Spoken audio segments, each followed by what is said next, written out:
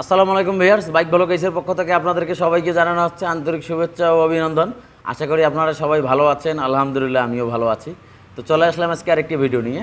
আজকের ভিডিওটি হলো হিরো হাং বাইকের। তো এই বাইকটার সমস্যা হলো যেটা রেডি পিকআপ কমে গেছে বা টপ স্পিড কমে গেছে।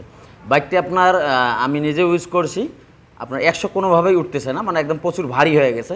আর দ্বিতীয় নম্বর বিষয়, ইঞ্জিনের সাউন্ডটা খারাপ হয়ে গেছে। তো এখানে দুইটা বিষয়। তো এই বাইকটার ক্লাস প্লেট পরিবর্তন করেছিল, মোটামুটি 200-300 কিলোমিটার মেবি চলবে। তো আসলে আমরা সবাই অনেক সময় মনে করতে পারি যে ক্লাস প্লেটের কারণে টপ স্পিড কমে যায়, এটা ঠিক আছে। আপনার এটা ম্যাক্সিমাম ক্ষেত্রে হয়ে থাকে, কিন্তু কিছু ক্ষেত্রে দেখা গেল ক্লাস প্লেট পরিবর্তন করার পরও আমাদের টপ স্পিড ঠিকভাবে পাই না। তো এখন না পাওয়ার কারণগুলো কি, সেই বিষয়গুলো আমরা দেখব আর ইনশাল্লাহ সমাধান করার চেষ্টা করব। তো চলুন আপনারা আগে সর্বপ্রথম ইঞ্জিনের সাউন্ডে শুনুন, তারপরে আমরা মূল ভিডিওতে চলে যাব ইনশাল্লাহ।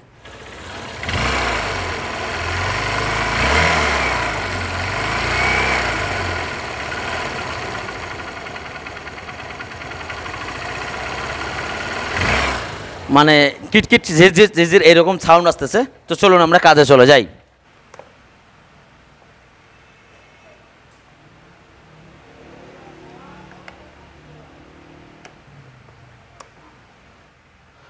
তো এয়ার ফিল্টারটা আমরা একটু রোদে শুকাই, তারপরে ক্লিন করে দিব, মানে বাতাস বাড়ি দিব। আগে রোদে এটা শুকাই নেব।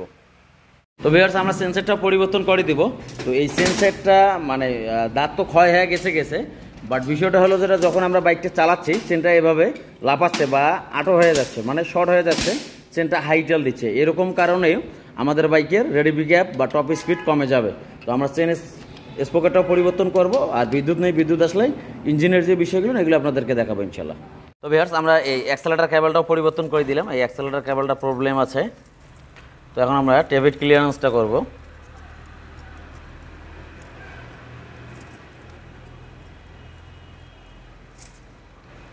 তো আপনার টেপিট যদি বেশি টাইট হয়ে যায় সেক্ষেত্রে আপনার বাইকের রেডি পিকআপ কমে যাবে, আর এই কম্প্রেশনটা উইক হবে। আপনার পিস্টন থেকে যে শক্তিটা আসে এই শক্তিটা আপনার কমে যাবে। তো অবশ্যই টেপিটটা ঠিকঠাকভাবে অ্যাডজাস্ট করতে হবে।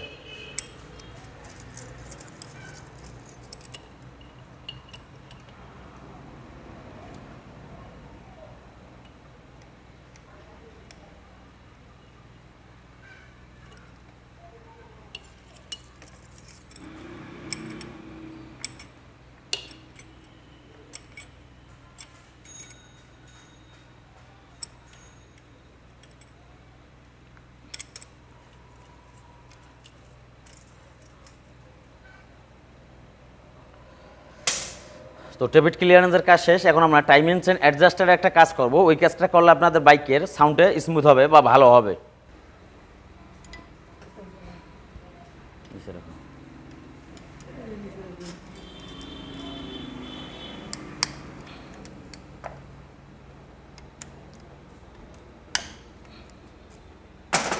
তো এখন আমরা টাইমিং অ্যাডজাস্টারটা খুলবো। টাইমিং অ্যাডজাস্টার খুলে কীভাবে কাজটা করবেন সেটা আমি আপনাদেরকে দেখাবো এ টু জেড। ইনশাআল্লাহ বাইকের সাউন্ডে ভালো হবে। তো এখন আমরা অ্যাডজাস্টারটা খুলে আগে চেক দিব যে আসলে টাইমিং সেন্টার আগে আমাদের ঠিকঠাক আছে কিনা।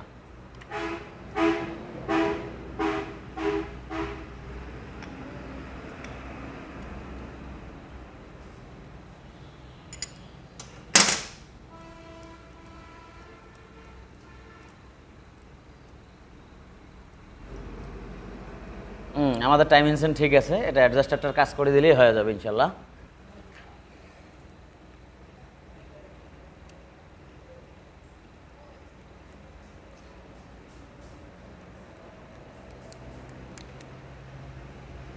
এই কাজটা করার সময় একটু সাবধানে থাকবেন, না হলে এটা উপর দিকে বাইরে হয়ে চলে যাবে।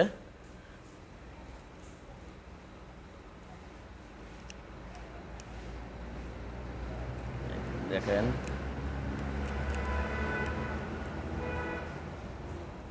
আমরা এটা 2 পেস লুজ দিয়ে নিলাম, মানে উপর দিকে বাইর করে দিলাম।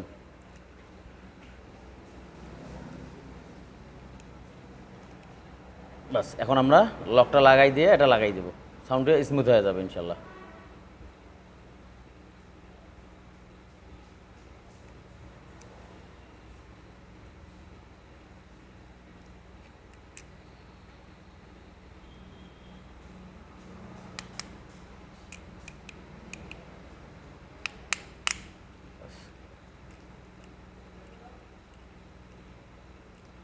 সাউন্ড এখন পারফেক্ট হবে।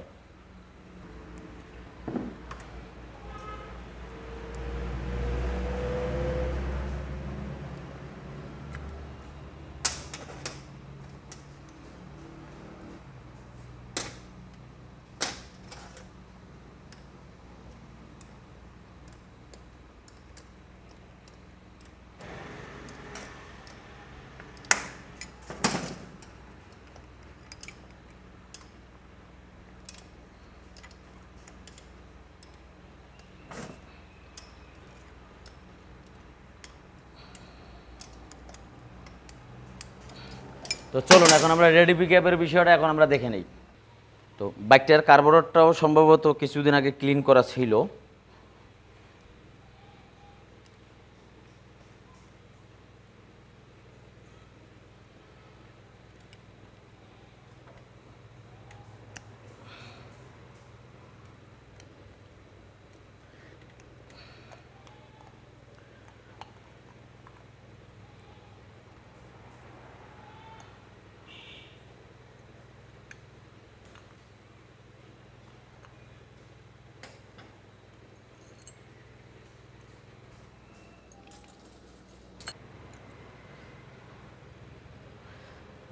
আচ্ছা, এখানে একটা বিষয় সেটি হলো যেটা এই বাইকটা কার্বোরেটর ক্লিন করছিল, বাট এখানে ইঞ্জিন অয়েল দিছিল।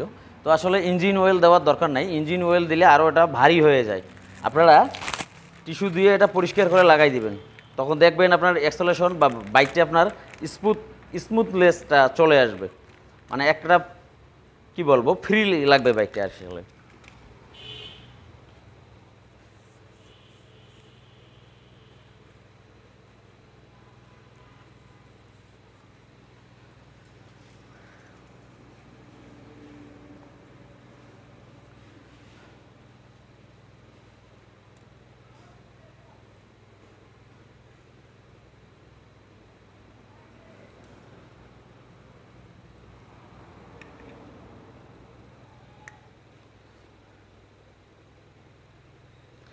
এই যে পিস্টনে এরকম ইজি থাকবে, মানে আপনার ইঞ্জিন অয়েলটা দিলে মানে এত দ্রুত এ চলে যাবে না, কারণ ইঞ্জিন অয়েলটা তো হইলো মানে কি বলবো ওটার ঘনত্ব বেশি বা গাঢ়, এটার কারণে এই যে পিস্টনটা এত নিখুঁতভাবে আপনার নিচে যাবে না। আশা করি বুঝতে পারছেন, একদম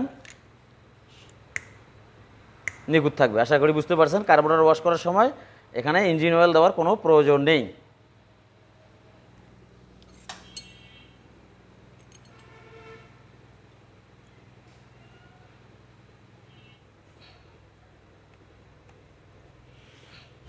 তো ভিউয়ার্স, আমরা স্পার্ক প্লাগটা পরিবর্তন করে দিলাম। আপনার স্পার্ক প্লাগটা যদি শর্ট হয়ে যায় সেক্ষেত্রে আপনার বাইকটার ইঞ্জিন হিট হতে পারে, মাইলেজ কমে যাবে, রেডি পিকআপ কমে যাবে। তো শর্ট হলে তো একদম স্টার্ট বন্ধ হয়ে যাবে, বাট আমরা অনেক সময় দীর্ঘ সময় বাইক চালাই, বাট স্পার্ক প্লাগ পরিবর্তন করি না। তো অবশ্যই আপনারা 10 থেকে 12,000 কিলো পর স্পার্ক প্লাগটা পরিবর্তন করে দিবেন। বাইকটা এখন আমাদের আলহামদুলিল্লাহ সব কিছুই রেডি। আমরা বাইকটা চালাইলাম, ইউজের সব ঠিক আছে। আপনারা ইঞ্জিনের সাউন্ড শুনুন।